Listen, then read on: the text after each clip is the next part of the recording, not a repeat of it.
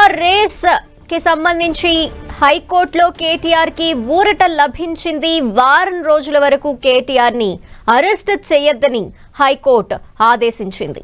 దానికి సంబంధించిన breaking news మనం చూస్తున్నాం. వారం రోజుల వరకు కేటీఆర్ ని అరెస్ట్ చేయొద్దని హైకోర్టు ఆదేశాలు జారీ చేసింది. ప్రస్తుతం కేటీఆర్ కి ఈ కార్ రేస్ అంశానికి సంబంధించి దాఖలైన పిటిషన్లో లంచ్ మోషన్ పిటిషన్ కూడా దాఖలు చేశారు కేటీఆర్. ఈ నేపథ్యంలో ఆయనకి హైకోర్టులో ఊరట లభించింది. వారం రోజుల వరకు కేటీఆర్ ని అరెస్ట్ చేయొద్దంటూ ఆదేశించింది హైకోర్టు. ఇప్పటికే ఏసీబీ కేటీఆర్ పై కేసు నమోదు చేసింది. 4 సెక్షన్ల కింద కేసు నమోదు చేసిన నేపథ్యంలో 10 రోజుల వరకు కూడా కేటీఆర్ ని అరెస్ట్ చేయొద్దంటూ హైకోర్టు ఆదేశాలు జారీ చేసింది. ఇది హైకోర్టులో కేటీఆర్ కి లభించిన బిగ్ రిలీఫ్ గా చెప్పుకోవచ్చు. ఈ అంశానికి సంబంధించి నాన్ బెయిలబుల్ కేసెస్ కూడా సెక్షన్స్ కూడా నమోదు చేశారు. అయితే ప్రస్తుతం హైకోర్టులో కేటీఆర్ కి ఊరట లభించగా 10 రోజుల పాటు అతన్ని అరెస్ట్ చేయొద్దు అంటూ హైకోర్టు ఆదేశాలు జారీ చేసింది. ఈ విషయానికి సంబంధించిన డీటెయిల్స్ అందించేందుకు మా ఇన్పుట్ ఎడిటర్ కళ్యాణ్ సిద్ధంగా ఉన్నారు. కళ్యాణ్, ఇది ఒక బిగ్ రిలీఫ్ గా చెప్పుకోవచ్చు. 10 రోజుల పాటు కేటీఆర్ ని అరెస్ట్ చేయొద్దని హైకోర్టు చెప్పడం. సో ప్రొసీడింగ్స్ ఇంకా తర్వాత ఏ విధంగా ఉండబోతున్నాయి అనుకోండి? ఖచ్చితంగా ధనలక్ష్మి, ఇది కేటీఆర్ కి ఉరటగానే చెప్పాలి. ఎందుకంటే రేపో మాపో కేటీఆర్ అరెస్ట్ అవుతారంటూ పెద్ద ఎత్తున చర్చ జరుగుతున్న నేపథ్యంలో ఖచ్చితంగా కేటీఆర్ అరెస్ట్ అయ్యే అవకాశం మరో 10 రోజుల వరకు లేదని చెప్పొచ్చు. హైకోర్టులో కేటీఆర్ తరఫు న్యాయవాది తన వాదనలు వినిపించింది కేవలం రాజకీయ దురుద్దేశంతో కేటీఆర్ పై కేసు పెట్టారని. ఇది ఎప్పుడో 14 నెలల తర్వాత అది అంటే జరిగిన ఈ సంఘటన అక్టోబర్ 2023లో జరిగితే ఇప్పుడు నవంబర్ 2024లో డిసెంబర్లో కేసు నమోదు చేశారని కూడా హైకోర్టుకు వాదనలు వినిపించారు. అంటే ఇది కేవలం రాజకీయ కక్ష సాధింపులో భాగంగా జరిగిన చర్య. ఇందులో కేటీఆర్ కి లాభం జరిగినట్టు ఎక్కడా లేదు. అదే సమయంలో ఎన్నికల నియమావళి కూడా ఉంది. గత ఏడాది అక్టోబర్లో ఎన్నికల నియమావళి ఉల్లంఘించారనేది కూడా ఇందులో ఉంది. అలాంటి ఉల్లంఘన ఏమీ లేదు. అంతకుముందు తాము అధికారంలో ఉన్నప్పుడు చేసుకున్న అగ్రిమెంట్ కి కొనసాగింపుగా జరిగిన కార్యక్రమం ఇదంతా. కాబట్టి ఇందులో ఎలాంటి ఎన్నికల నిబంధనలు ఉల్లంఘించలేదు. ఇందులో కేటీఆర్ కి ఎలాంటి లబ్ధి చేకూరలేదు. కేవలం రాజకీయ కక్ష సాధింపే అని కూడా అడ్వకేట్లు వాదనలు వినిపించారు. అదే సమయంలో ప్రాథమిక విచారణ కూడా జరగకుండా ఎఫ్ఐఆర్ నమోదు చేశారు. ఆ ఎఫ్ఐఆర్ లో ఎలాంటి లబ్ధి చేకూరని కేటీఆర్ ని A1 గా పేర్కొన్నారు. అంటే A1 గా పేర్కొనాలంటే ఖచ్చితంగా అతనికే ఆ వ్యవహారంలో లబ్ధి చేకూరాలి. కానీ కేటీఆర్ కి అందులో ఎలాంటి లబ్ధి లేదు, అలాంటి ఆధారం కూడా లేదు. అయినప్పటికీ అతన్ని A1 గా పేర్కొన్నారు. ఏ కంపెనీకి అయితే నిధులు మళ్లించారని ఆరోపిస్తున్నారో ఆ కంపెనీని అసలు ఎఫ్ఐఆర్ లోనే పేర్కొనలేదు. అంటే కేవలం లండన్ కంపెనీకి 55 కోట్ల నిధులు మళ్లించారనేది ప్రధాన అభియోగం ధనలక్ష్మి. అయితే ఆ లండన్ కంపెనీ FEO పేరు ఎక్కడ ఎఫ్ఐఆర్ లో పేర్కొనలేదు. A1 గా కేటీఆర్ ఉన్నారు. అప్పటి MAUD మంత్రి. A2 గా అరవింద్ కుమార్ ఉన్నారు. అప్పటి స్పెషల్ సెక్రటరీ, స్పెషల్ CS. ఆ తర్వాత A3 గా అప్పటి ఇంజనీర్ CE ఉన్నారు. HMDA CE అప్పటి A3 గా అందులో పేర్కొన్నారు.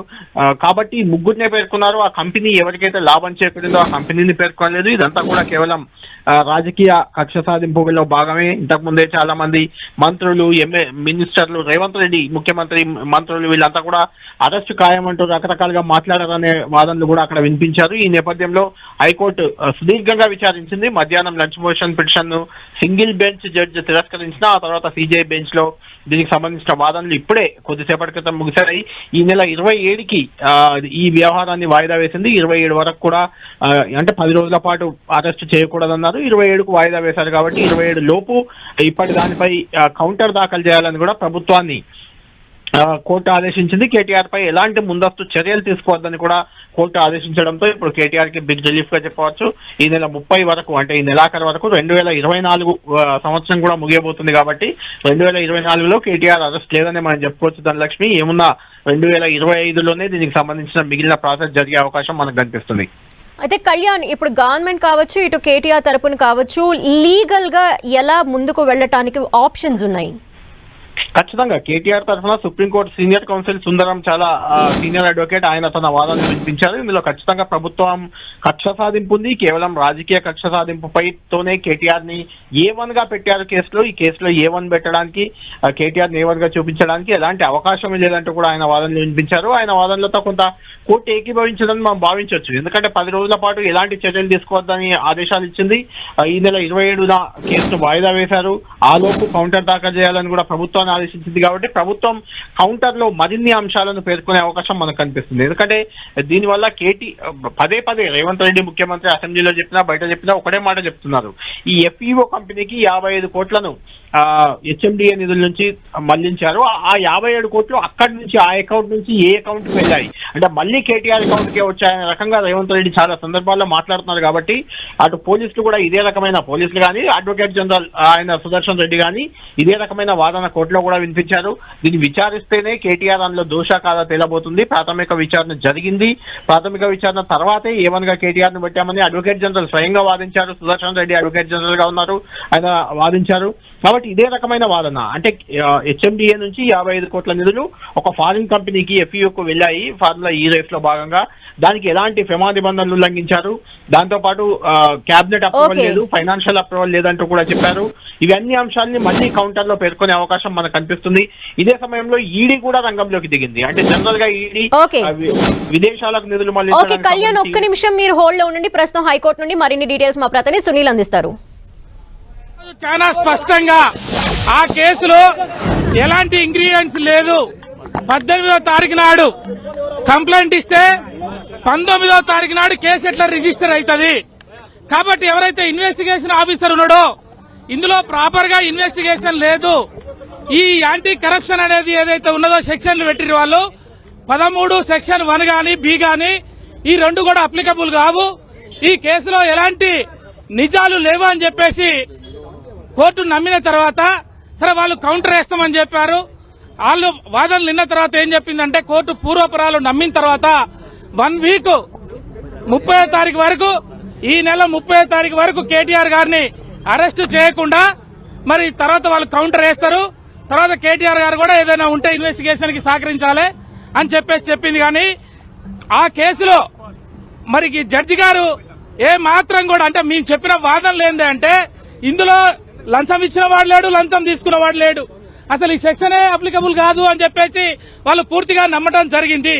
అది KTR గారు ఏంది అంటే వారు మంత్రిగా ఉన్నారు కాబట్టి అడ్మినిస్ట్రేషన్ గ్రౌండ్ లో ఆ రోజు తెలంగాణ రాష్ట్రానికి మంచి పేరు రావాలి, అక్కడ ఉన్నటువంటి ఎవరైతే స్పాన్సర్ చేసే వ్యవస్థ ఉందో కంపెనీ ఉన్నదో వాళ్ళు వెనకకపోతున్నారు, నష్టాలు వచ్చినాయి, మాకు లాభాలు రాలేదనే ఉద్దేశంతో వాళ్ళు వెనకకపోతున్నారు. కాబట్టి బాధ్యత గల మంత్రిగా ఈ రాష్ట్రం యొక్క గౌరవ ప్రతిష్టలు మరి మెరుగుపరచడం కొరకు ఇవాళ భారతదేశంలో మొదటిసారి వచ్చినటువంటి ఈ రేసు ఏదైతే హైదరాబాద్ కు వచ్చిందో దాన్ని బ్రహ్మాండంగా ప్రపంచం ముందు నిలబెట్టాలి, హైదరాబాద్ కు మంచి పేరు తీసుకురావాలి, మనకు కూడా మరి పెట్టుబడులు రావాలి, ఇక్కడ నిరుద్యోగిత తక్కువ చేయాలని చెప్పి KCR గారు ఆ రోజు అడ్మినిస్ట్రేషన్ గ్రౌండ్ లో తీసుకున్న నిర్ణయాన్ని అది తప్పు పట్టలేదు. దాంట్లో లంచం ఇచ్చుడు లేదు, లంచం తీసుకోవడం లేదు అని కోర్టు చాలా స్పష్టంగా మరి నమ్మింది. కాబట్టి వారం రోజుల వరకు వారి అరెస్టు చేయొద్దని చెప్పి ఈ రోజు కోర్టు చెప్పడం జరిగింది. ప్రభుత్వం వాళ్ళు ఏం చెప్పినారు, ఇక్కడ వాళ్ళు ఏదైతే మొదటి కాంట్రాక్ట్ రెండో కాంట్రాక్ట్ అని చెప్పినారు, ఆ రెండో కాంట్రాక్ట్ కన్నా ముందే కొన్ని జరిగినాయి, అది మరి ప్రొసీజరల్ ల్యాబ్స్ ఉన్నాయి అక్కడ అని చెప్పినారు. కానీ వాస్తవానికి ఏంటంటే అది కాంట్రాక్ట్ ముందే జరిగి ఉన్నది కాబట్టి ఆ కాంట్రాక్ట్ ద్వారానే ఈ రాష్ట్రం యొక్క విలువల్ని ప్రతిష్టని పెంపొందించడం కొరకు KTR గారు ఆ రోజు తీసుకున్న నిర్ణయంలో లంచాలు ఇచ్చుడు లేదు, లంచాలు తీసుకొనుడు లేదు. క్రిమినల్ బ్రీచ్ ఆఫ్ ట్రస్ట్ అని సెక్షన్ IPC 409 అన్నారు, అది కూడా అప్లికబుల్ కాదు. క్రిమినల్ కాన్స్పిరసీ అనేది అసలే లేదు. కాబట్టి ఈ అవినీతి చట్టము ఇవన్నీ కూడా ఏమి వర్తించవు అని చెప్పి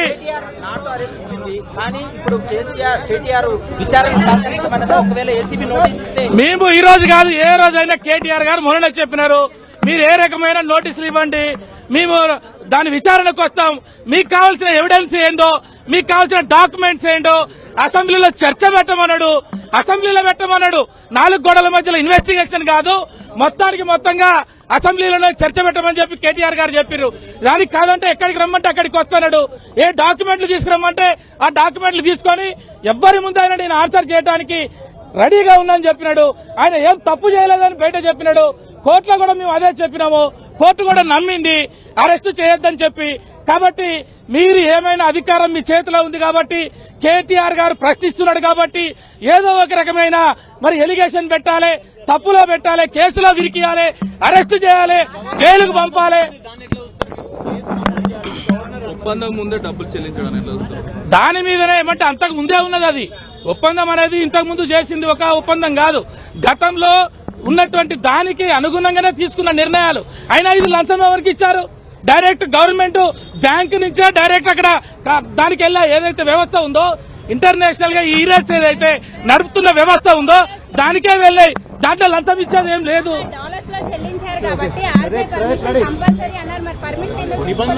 ఇవన్నీ కూడా ఇది చూస్తున్నా మొత్తం మీద కేటీఆర్ కు తెలంగాణ హైకోర్టులో అయితే ఊరట లభించిందని చెప్పవచ్చు. ఇందులో ప్రధానంగా మనం చూడొచ్చు, ఈ దాదాపు సుదీర్ఘంగా 2 గంటల పాటు కోర్టు విచారణ చేపట్టింది. అటు అడ్వకేట్ జనరల్ సుదర్శన్ రెడ్డి తన వాదనలు వినిపించారు. మరోవైపు అటు కేటీఆర్ తరఫు సుందరం, సుప్రీంకోర్టు సీనియర్ కౌన్సిల్ సుందరం కూడా తన వాదనలు కూడా వినిపించారు. అయితే ఒకటే చెప్తున్నారు, అయితే ప్రధానంగా ఏసీబీ దాఖలు చేసినటువంటి సెక్షన్స్ ఏదైతే ఉన్నాయో అది కేటీఆర్ కి వర్తింపు కావు అనేది అటు కేటీఆర్ తరఫు న్యాయవాది చెప్తున్నటువంటి వర్షన్. అయితే ఇందులో 409 ఏదైతే ఉందో దీంతో పాటు 113/1 అదేవిధంగా 113/2 అండ్ ఏ తో పాటు అదేవిధంగా 120B ఇవన్నీ కూడా కుట్రపూరితంగా రాజకీయ దురుద్దేశంతోనే తనపై ఈ యొక్క కేసులు నమోదు చేశారు. ఇదంతా కూడా పూర్తిగా అవాస్తవము. అదంతా కూడా ఎక్కడ ప్రివెన్షన్ ఆఫ్ కరప్షన్ యాక్ట్ అంటే ఒక లంచం ఇచ్చేది లేదు, లంచం తీసుకున్న అక్కడ ఎవిడెన్స్ లేదు, కానీ కావాలనే ఇంటెన్షన్ తోనే ప్రభుత్వము ఒకే రోజులో ఫిర్యాదు చేస్తే తెల్లారే అంటే మరుసటి రోజే ఎఫ్ఐఆర్ నమోదు చేసింది. ఇదంతా కూడా పూర్తిగా లలిత కుమారి వర్సెస్ చరణ్ సింగ్ జడ్జిమెంట్ కి విరుద్ధంగా ఇటు ఏసీబీ అటు ప్రభుత్వం కూడా కుట్రపూరితంగా తన కేటీఆర్ ని కేసులో ఇరికించే ప్రయత్నం చేస్తుంది.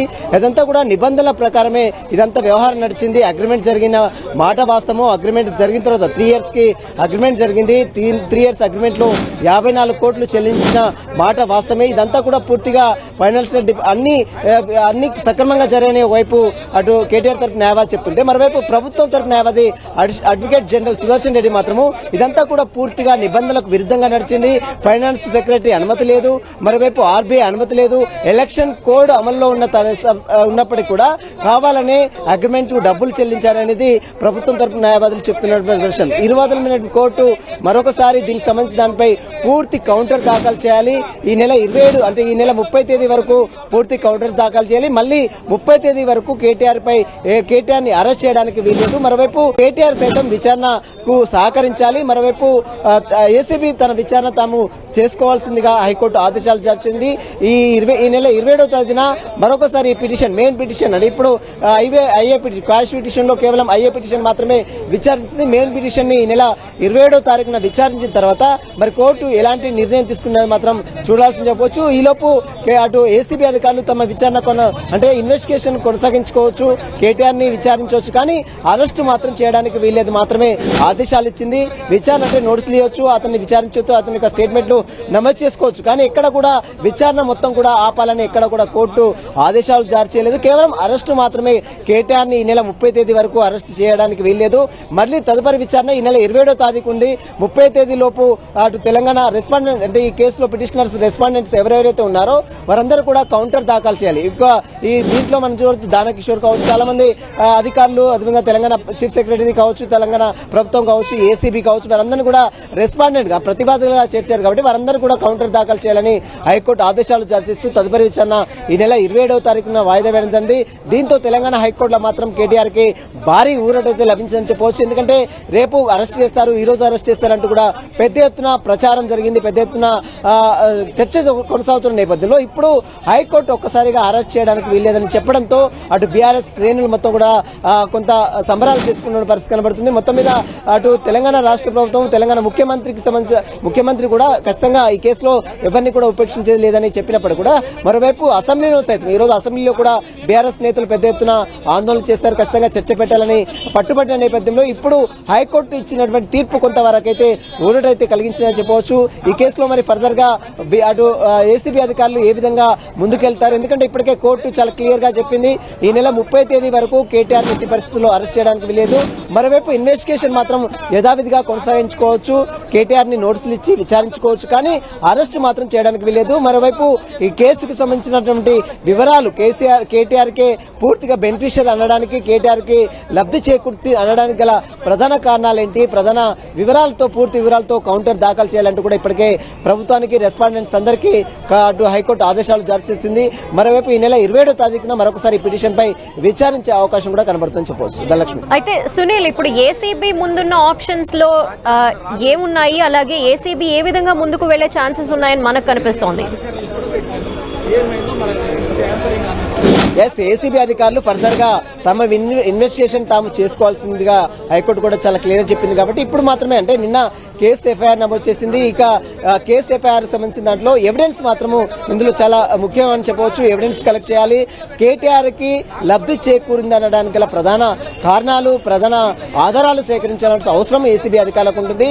దీంతో పాటు అదేవిధంగా ఎలక్షన్ కోడ్ సమయంలో ఈ యొక్క అగ్రిమెంట్ చేసుకున్నారని చెప్తుంది. కాబట్టి ఆ అగ్రిమెంట్ సంబంధించిన వివరాలు, అదేవిధంగా ఫైనాన్స్ సెక్రటరీ అనుమతి లేదని మరోవైపు చెప్తున్నారు, ఆర్బీఐ అనుమతి లేదని చెప్తున్నారు, మరోవైపు డీల్ క్యాన్సిల్ అయిందని చెప్తున్నారు, అగ్రిమెంట్ క్యాన్సిల్ అని చెప్తున్నారు.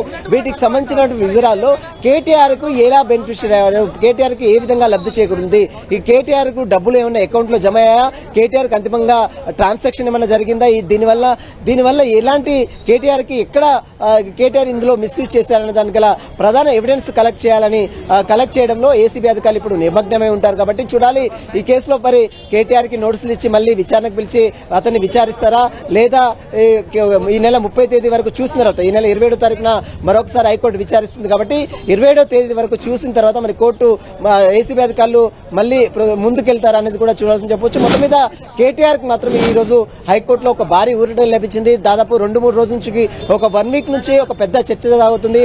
కేటీఆర్ ని అరెస్ట్ చేస్తారు, ఖచ్చితంగా జైలుకు పంపిస్తారని అటు కాంగ్రెస్ నేతలు, ఒక మంత్రులు సైతం ఒక బాంబు పేలుతుందని చేసినటువంటి వ్యాఖ్యలు చేసిన నేపథ్యంలో ఇప్పుడు అటు హైకోర్టు ఇచ్చినటువంటి తీర్పుతో కేటీఆర్ కొంత ఉపశమనం అయితే హైకోర్టులో లభించిందని చెప్పవచ్చు.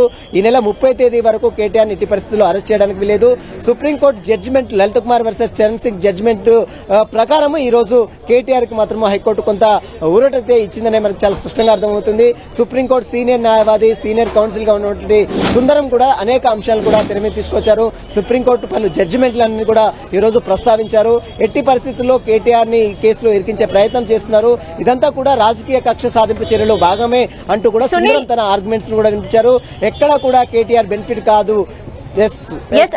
ఏవైతే అమౌంట్ చెల్లింపులకు సంబంధించి మెన్షన్ చేస్తున్నారో అవి డైరెక్ట్ గా ఈ ఫార్ములా రేస్ కార్ రేస్ కి సంబంధించి ఆ సంస్థ ప్రతినిధులకే డైరెక్ట్ వారి అకౌంట్ కి డబ్బులు వెళ్ళినాయి. అలాగే లంచానికి సంబంధించి ఎక్కడ ఏమి కనిపించట్లేదు అని వాదనలు వినిపించిన నేపథ్యంలో ఇటు ప్రభుత్వం తరపున A1 గా అసలు కేటీఆర్ ని ఎందుకు మెన్షన్ చేశారు అనే దానికి ఏం వినిపించారు వారు వాదనలు?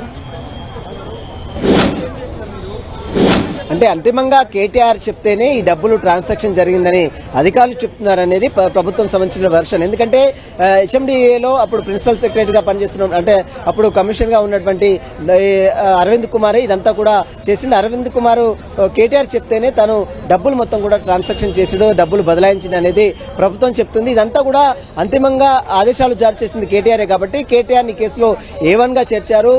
తనకు ఇదంతా కూడా ఇల్లీగల్ గా, అంటే ఆర్బీఐ అనుమతి లేకుండా, మరోవైపు ఫైనాన్షియల్ క్యాబినెట్ ఆమోదం లేకుండా, ఫైనాన్షియల్ డిపార్ట్మెంట్ అనుమతి లేకుండా డైరెక్ట్ గా డబ్బులు ఏ విధంగా బదిలీ చేస్తారు. మరోవైపు ఎలక్షన్ కోడ్ అమల్లో ఉంటే అక్టోబర్ 6వ తారీఖు 2023లో ఎలక్షన్ కోడ్ తెలంగాణ రాష్ట్రంలో అమల్లో ఉంటే అక్టోబర్ 30వ తేదీన డబ్బులు ఏ విధంగా ట్రాన్సాక్షన్ చేస్తారు అనేది ప్రభుత్వం చెప్తుంది. ఇదంతా కూడా నిబంధనలకు విరుద్ధంగా కేటీఆర్ ఆదేశాలతోనే ఇదంతా జరిగింది.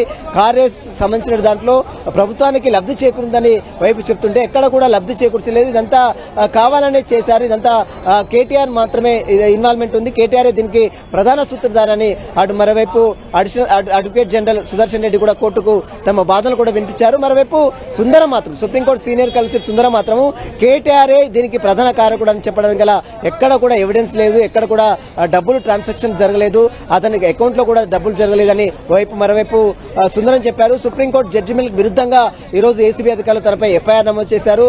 దీనికి సంబంధించిన దాంట్లో పూర్తిగా ఇదంతా కూడా రాజకీయ కక్ష సాధింపు చర్యలో భాగమే తనపై కేసులు నమోదు చేశారంటూ కూడా సుప్రీంకోర్టు సీనియర్ కౌన్సిల్ సుందరం కూడా ఈరోజు తన వాదనలు కూడా వినిపించారు. జస్టిస్ లలిత కుమారి వర్సెస్ అటు లలిత కుమారి జడ్జిమెంట్లు కావచ్చు, చరణ్ సింగ్ జడ్జిమెంట్ లో కూడా ఇదే అంశాన్ని ప్రస్తావించారని అనేక జడ్జిమెంట్లు కూడా కోర్టు దృష్టికి అటు సుందరం తీసుకురావడం జరిగింది. ఇక అన్ని ఇరువాదనమైనటువంటి కోర్టు ఈ నెల 30 తేదీ వరకు కేటీఆర్ ని ఎట్టి పరిస్థితుల్లో అరెస్ట్ చేయడానికి వీలేదు. తదుపరి ఈ నెల 27వ తేదీ మరొకసారి పిటిషన్ విచారిస్తారు. అదేవిధంగా ఏసీబీ తన ఇన్వెస్టిగేషన్ తన విచారణ మాత్రం కొనసాగించుకోవచ్చు. ఒకవేళ నోటీసులు ఇచ్చి విచారించాలనుకుంటే విచారించవచ్చు. ఒకవేళ కేటీఆర్ కూడా ఖచ్చితంగా అనేక సార్లు చెప్పారు, ఒకవేళ తన దగ్గర ఉన్నటువంటి ఎవిడెన్స్ అన్ని కూడా ఏసీబీ అధికారులకు ఇస్తారు. నిన్న మీడియా సమావేశం ఏర్పాటు చేసి అన్ని ఎవిడెన్స్ కూడా ఇచ్చారు. ఎక్కడ కూడా తెలంగాణ రాష్ట్ర ప్రభుత్వాన్ని కీర్తి ప్రతిష్టలు పెంచేందుకే ఈ కార్యక్రమం తీసుకొచ్చామని కేటీఆర్ నిన్ను పదే మీడియాతో మాట్లాడిన తీరు కూడా మనం చూసాం. కాబట్టి మరి దానికి సంబంధించిన దాంట్లో ఏసీబీ అధికారులు కేసు నమోదు చేశారు, అందులో ఎవిడెన్స్ కూడా ఉన్నాయని చెప్తున్నారు. కాబట్టి ఈ నెల 27వ తేదీన మరొకసారి కోర్టు విచారించిన తర్వాత అన్ని ఎవిడెన్స్ చూసిన తర్వాత మరి ఎలాంటి నిర్ణయం తీసుకున్నది కూడా చూడాల్సి చెప్పవచ్చు. ఇప్పటివరకైతే ఈ నెల 30 తేదీ వరకు మాత్రం కేటీఆర్ ఎట్టి పరిస్థితుల్లో అరెస్ట్ చేయరు. ఈ రోజు అరెస్ట్ చేస్తారు, రేపు అరెస్ట్ చేస్తారంటూ వస్తున్నటువంటి వార్తలకు తెలంగాణ హైకోర్టు మాత్రం చెక్ పెట్టిందని చెప్పవచ్చు. థాంక్యూ సునీల్.